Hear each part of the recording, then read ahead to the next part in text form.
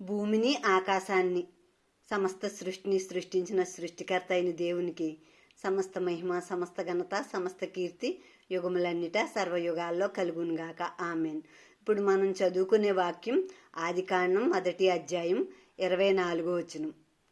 దేవుడు వాటి జాతి ప్రకారం జీవం గల వాటిని అనగా వాటి జాతి ప్రకారం పశువులను, పురుగులను, అడవి జంతువులను భూమి పుట్టించునుగాక అని పలికెను. ఆ ప్రకారం ఆయను.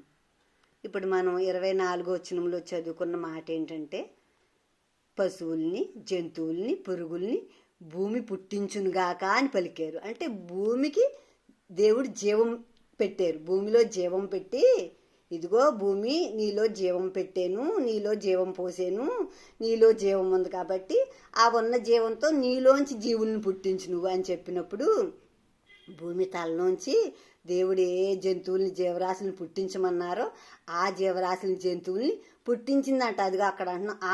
ఆయన చెప్పిన విధంగా భూమి తన పని, ఆయన ఆజ్ఞాపించిన ఆయన చిత్తాన్ని నెరవేర్చినప్పుడు అందుకే ఆ ప్రకారం ఆయను అని ఉంది అక్కడ. అంటే భూమికి దేవుడు ఏం చెప్పారో ఆ ప్రకారం ఆ భూమి ఆ పని ఆయనకి చేసిందనమాట. ఆయన చెప్పిన పని చేసింది. దేవునికి వేల కోట్ల లక్షల దూతలు ఉన్నాయి, పరిచారకులు ఉన్నారు, ఎంతోమంది పనివారు, సైన్య సమూహాలు ఉన్నాయి, లెక్కించలేని కోట్ల సైన్య సమూహాలు ఉన్నాయి ఆయన దగ్గర. ఇప్పుడు ఆ దూతల్లో ఒక దూత ఈ భూమి. ఇప్పుడు ఆయన దూతలు ఆయన చిత్తాన్ని నెరవేరుస్తూ ఉంటాయి. ఆ దూతలకు కూడా నైట్ డ్యూటీ, డే డ్యూటీ ఉంటుంది. పగల డ్యూటీ ముగించుకుని ఆ విశ్రాంతి కోసం వెళ్ళిపోతాయి. నైట్ డ్యూటీకి వచ్చేవి వస్తాయి. నైట్ డ్యూటీ ముగించుకుని విశ్రాంతికి వెళ్ళినప్పుడు అవి మళ్ళీ పగట టైంలో వచ్చేవి కొన్ని వస్తూ ఉంటాయి. అక్కడ అదే చూస్తున్నాడు యాకోబు. నిద్రలోనిచ్చిన దూతలు ఎక్కటం దిగటం చూస్తున్నాడు. వెళ్ళే ఆటలు పని ముగించుకుని వెళ్తున్నాయి. మళ్ళీ పని ఆరంభించడానికి వచ్చేయి భూమి మీదకి వస్తున్నాయన్నమాట. ఇప్పుడు అందుకే మనం కీర్తనలో ఒక మాట ఉంటుంది. కీర్తనలో మాట 103వ అధ్యాయం, కీర్తన 103వ అధ్యాయంలో ఒక మాట ఉంటుంది.